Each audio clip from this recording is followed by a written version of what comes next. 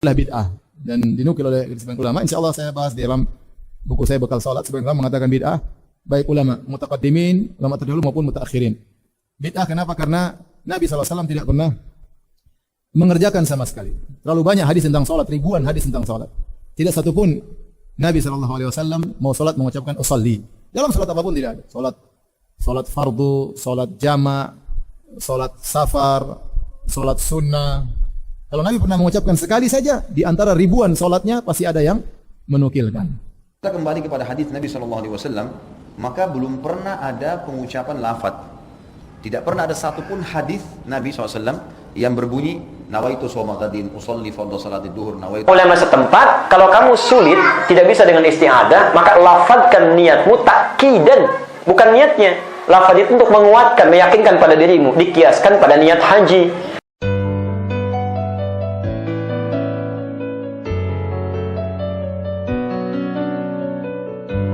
Tempatnya di dalam hati, ya, kemudian muqtarinan bitakbir. Saat Anda bertakbir, tunjukkan hati kita, ya Allah saya salat zuhur, ya Allah saya salat asar, ya Allah saya berniat salat subuh misalnya, ya. Kalau orang Arab di hatinya dia tidak bahasa Indonesia, usolli fardhal maghrib, usolli fardhal zuhur, jadi hatinya. Makanya tidak ada bahasa baku karena contoh nabinya tidak melafadzkan. Bukan nggak ada contohnya nggak usah disebutkan. Nggak usah dilafadzkan. Salah kalau ada orang mengatakan nggak ada contohnya, misalnya niat itu dilafadzkan. Bukan, contohnya nggak dilafadzkan. Jelas ya? Saya ulang nih. Ada yang mengatakan kan nggak ada contohnya melafadzkan, niat itu dalam hati. Bukan, contohnya nggak dilafadzkan. Jadi karena Nabi contohnya tidak melafadzkan, nggak usah dilafadzkan, cukup di hati aja. Cukup di hati, ya. Dan itu dari sejak zaman Nabi, zaman sahabat sampai tabi'in itu nggak ada dilafadzkan. Karena niat semua di hati, pekerjaan hati. Di amalan terbagi 3. Satu amalan hati disebut niat, amalan lisan disebut dengan kalam, amalan jawarih, ya, tangan, ya, jawarih disebutnya. Di amalan niat itu sudah dipahami, karena itu tidak pernah ditemukan bahasa lafaz. Semuanya itu di hati, amalan hati. Cuma memang terjadi di masa akhir-akhir tabi'in pernah ada orang yang dapat was-was. Susah salatnya, mulai takbirnya. Maka diberikan fatwa. Kata ulama setempat, kalau kamu sulit, tidak bisa dengan isti'adah, maka lafadzkan niatmu takidan, bukan niatnya. Lafaz itu untuk menguatkan, meyakinkan pada dirimu, dikiaskan pada niat haji. Itu fatwa khusus untuk orang itu saja, yang was-was itu. Ketika dia lakukan, ternyata khusyuk dia. Cuma persoalannya, fatwa itu menyebar pada orang yang tidak punya masalah, dipraktekkan yang sama. Makanya kata Imam Malik, wa yukrahu, dan tidak disukai orang-orang kemudian melafadzkan niatnya karena tidak ada contohnya dari Nabi. Ya, dalam bahasa contoh maksudnya contohnya itu nggak diucapkan dari nabinya, kecuali illa bagi orang yang was-was. Ya. Abu Hanifah malah lebih tegas, jangan sampai dilakukan itu sehingga memunculkan dugaan bahwa itu niat. Yang kalau nggak diucapkan dia nggak berniat, maka masuk kategori bid'ah di sini. Ya? Jadi yang paling standarnya, adapun pendapat dari Syafi'i, Imam Syafi'i mengatakan tidak dilafadzkan. Kata Imam Syafi'i cukup di hati, dan itu dimunculkan ketika kita sedang bertakbir. Misal Allah, saat kita mengucapkan Allahu Akbar, di hati kita, saya sholat maghrib, niat saya sholat maghrib, sah. Ya.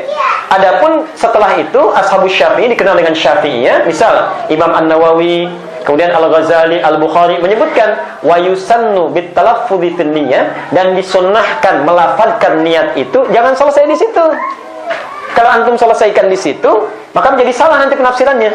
Di sunnah diucapkan, kalau enggak jadi sunnah, bukan. Bila seseorang mendapatkan was-was seperti kejadian sebelumnya, di situ berhenti kalimatnya. Ya. Barangkali saat dilafadzkan, saudara atau kawan sedang was-was, ya. Antum kalau enggak kena was-was, enggak usah, sudah aja biasa.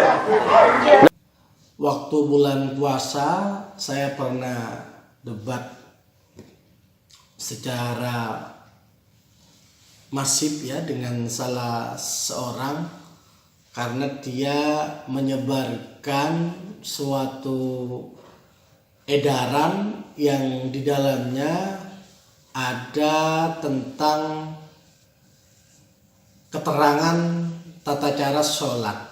Ya, di dalam keterangan itu ada anjuran bahwa umat Islam di dalam melakukan sholat tidak pakai lafzun niyah atau talaffuzun niyah, dan di situ disebutkan bahwa itu nggak ada dalil sahihnya. Masya Allah, astagfirullahaladzim. Jadi saya kira pembahasan ini sudah selesai. Tetapi sampai sekarang ternyata pembahasan ini masih meruncing di masyarakat. Sehingga ada orang yang biasanya membaca usolli fardhal jum'ati, usolli fardhal zuhri. Ketika melihat selebaran itu tidak lagi bertalafuz dalam niat. Saudara yang berbahagia, saya bersedih ketika serangan ini selalu digencarkan kepada warga Ahlussunnah wal Jamaah. Apalagi yang dijadikan senjata adalah tanpa dalil. Wah, kita beramalia tanpa dalil ya. Versi teman-teman Salafi Wahabi.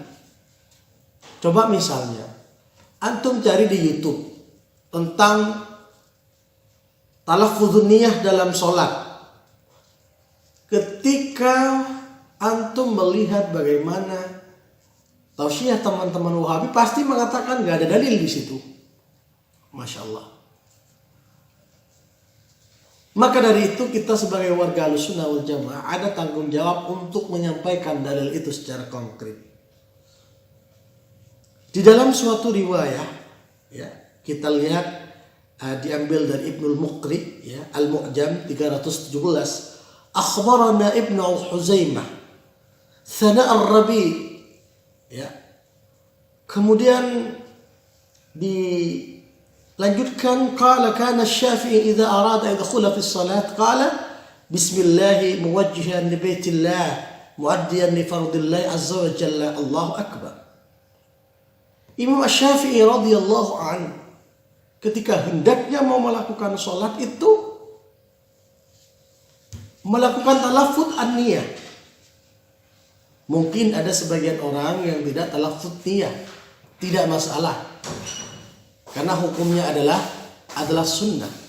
Maka usolli boleh, tidak menggunakan usolli juga boleh, dan itu wajar-wajar saja. Tetapi yang tidak boleh itu adalah ketika satu sama lain saling menghujat, dan lebih ironis lagi kalau sampai mengatakan tidak ada dalil sahihnya.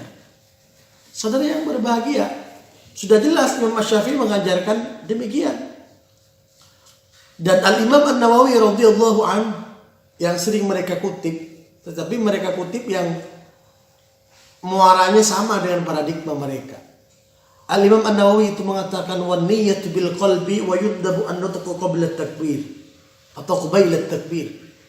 Niat itu memang ada di dalam hati, tetapi secara hukum kita sunnah melakukan talaffuzun niyah, usolli fardhu dhuhri qabla takbir, sebelum seseorang itu melakukan yang namanya takbir.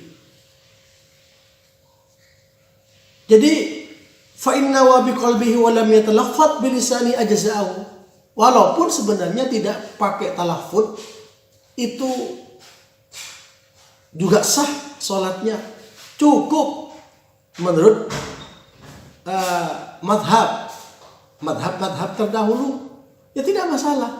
Tetapi kalau orang yang melakukan sholat memakai usolli, memakai talaffuzun niyah disalahkan tanpa dalilnya, ini akan menjadi masalah.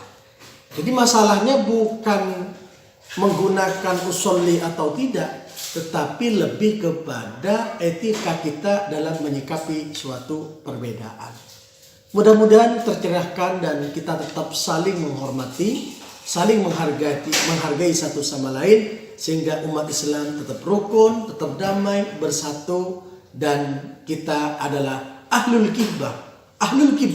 Sama-sama tauhidnya, Nabi kita sama, maka tak baik kita kalau saling menghujat satu sama lain. Assalamualaikum warahmatullahi wabarakatuh.